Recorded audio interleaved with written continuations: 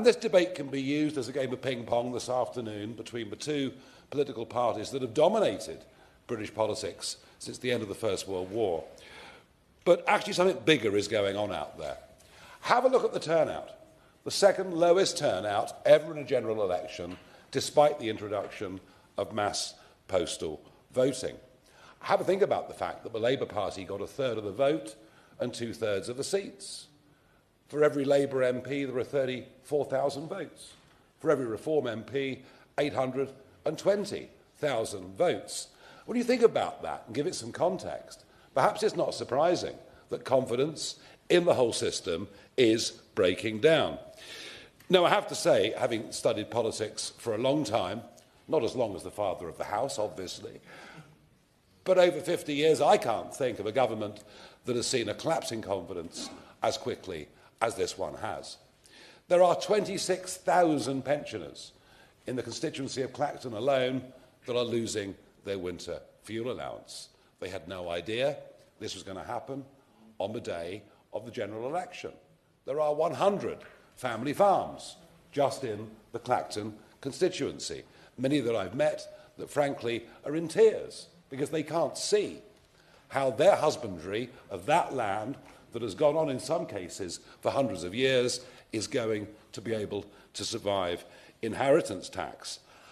And with the national insurance increases, yet another hammer blow to the men and women running small businesses in this country. They had not expected this. They were promised it wouldn't happen in the run-up to the general election. And we find that even now affects GP surgeries in the constituency and hospices close to it.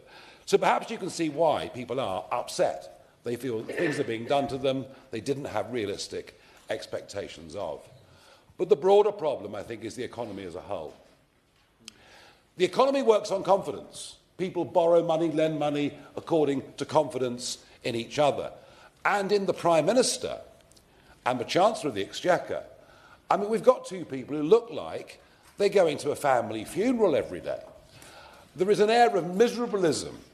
Even a speech from the Prime Minister, the complete opposite to Tony Blair. This isn't things can only get better, it's things can only get worse. We are in much deeper difficulty economically. Even to talk about a £22 billion black hole is not to understand the problems that we've got. We have zero growth in this country. Foreign investment into Britain. Yes, there's money coming in, but it's not coming in anywhere near the rate that we need. We have got major, major problems. And I actually believe that this government has talked us into a recession because confidence is falling to that degree.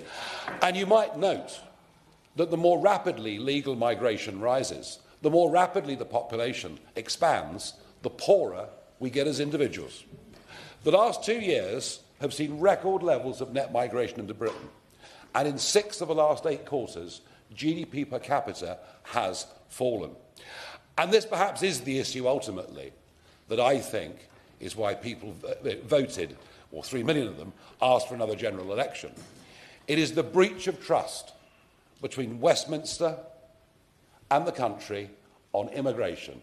I'm not even discussing the boats.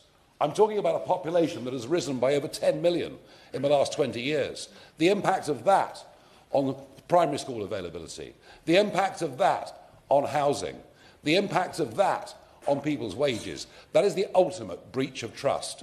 Now, Labour have not promised anything on legal immigration at all, but they need to be aware that if net migration figures are anywhere near what they've been in the last few years, confidence in their party will fall further. I think the whole system is in need of absolute fundamental change. And I suspect that this is just a symptom, frankly, is a symptom of a much bigger cry for a different kind of politics in the United Kingdom. You can all con yourselves as much as you like.